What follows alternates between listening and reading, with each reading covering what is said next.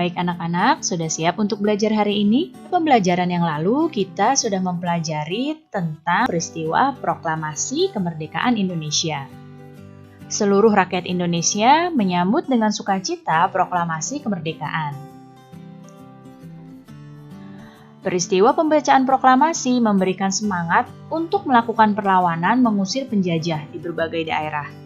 Usaha menegakkan kedaulatan terjadi di berbagai daerah dengan tindakan heroik yang mendukung proklamasi kemerdekaan Indonesia. Apa itu tindakan heroik? Tindakan heroik merupakan tindakan kepahlawanan untuk mengusir sisa-sisa penjajah. Apa saja ya tindakan heroik tersebut? Yang pertama ada peristiwa heroik di Yogyakarta.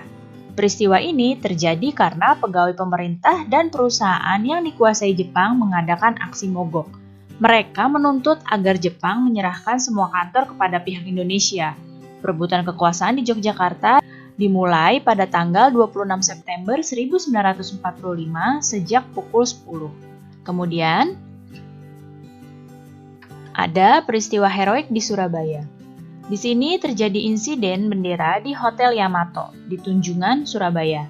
Orang Belanda mengibarkan bendera merah putih biru di atap hotel. Sedangkan saat itu Indonesia sudah merdeka. Rakyat kemudian menyerbu hotel, menurunkan dan merobek warna biru bendera itu untuk dikibarkan kembali, sehingga warnanya menjadi merah putih. Insiden ini terjadi pada tanggal 19 September 1945. Kemudian ada peristiwa heroik di Semarang. Pada tanggal 15 Oktober 1945, pasukan Jepang melakukan serangan ke kota Semarang dan dihadapi oleh TKR dan Laskar Pejuang lainnya. Pertempuran berlangsung selama 5 hari. Akibat pertempuran ini, ribuan pemuda gugur dan ratusan orang Jepang pun tewas. Untuk mengenang peristiwa itu, di Semarang akhirnya didirikanlah Monumen Tugu Muda. Ada juga peristiwa heroik di Aceh.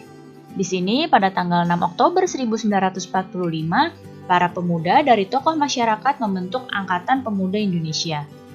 Anggota API ini kemudian merebut dan mengambil alih kantor-kantor pemerintahan. Di tempat-tempat yang telah mereka rebut, para pemuda mengibarkan bendera merah putih dan berhasil melucuti senjata tentara Jepang. Peristiwa heroik berikutnya adalah peristiwa heroik di Bali. Di sini, para pemuda Bali melakukan upaya perundingan untuk menegakkan kedaulatan Indonesia. Tapi di sini pihak Jepang selalu menghambat. Nah, pada tanggal 13 Desember 1945, para pemuda merebut kekuasaan dari Jepang secara serentak. Tetapi belum berhasil karena persenjataan Jepang di sini masih kuat.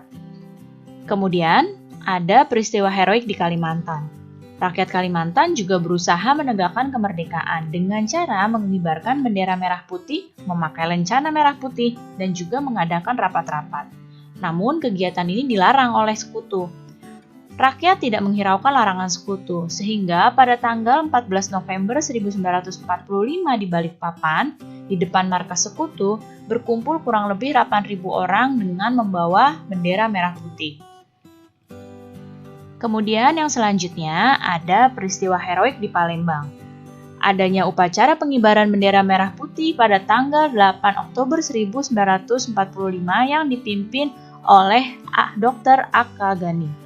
Pada kesempatan itu diumumkan bahwa Sumatera Selatan berada di bawah kekuasaan Indonesia. Upaya penegakan kedaulatan di Sumatera Selatan tidak memerlukan kekerasan karena di sini Jepang berusaha menghindari pertempuran. Dan peristiwa heroik di Makassar. Gubernur Sam Ratulangi menyusun pemerintahan pada tanggal 19 Agustus 1945.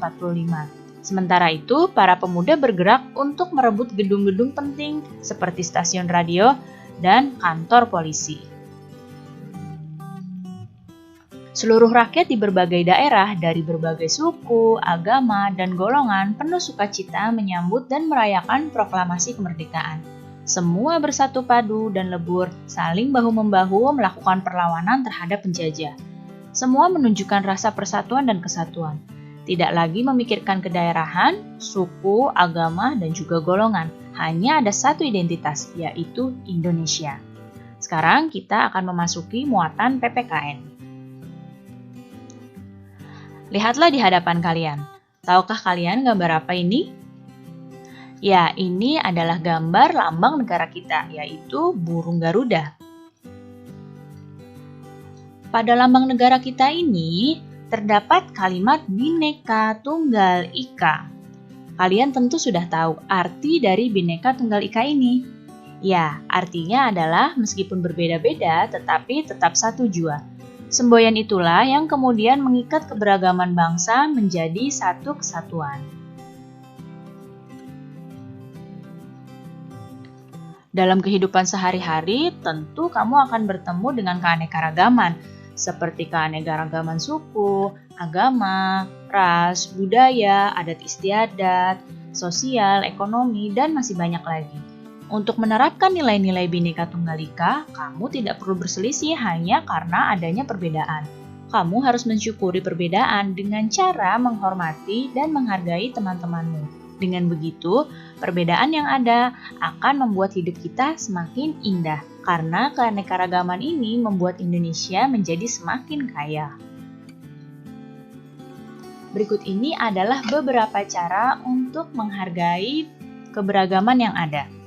Yang pertama adalah menghormati keberagaman agama. Bagaimana caranya? Yaitu melaksanakan ajaran agama dengan baik. Kemudian, cara menghormati yang berikutnya, tidak memaksakan agama kepada orang lain. Dan contoh yang berikutnya adalah tidak memandang rendah agama lain. Kemudian, menghormati keberagaman suku. Caranya adalah yang pertama, menerima suku lain dalam pergaulan sehari-hari. Kita tidak boleh membeda-bedakan. Kemudian, menambah pengetahuan tentang suku-suku di Indonesia, karena banyak sekali suku-suku yang ada di Indonesia. Dan tidak menganggap suku sendiri yang paling unggul. Yang berikutnya ada menghormati keberagaman sosial budaya. Di sini caranya dengan melestarikan seni pertunjukan tradisional, menghargai hasil kebudayaan suku lain, dan juga menghormati kelompok lain yang menjalankan adat istiadatnya. Jika ini dijalankan, kehidupan kita akan semakin damai dan juga rukun.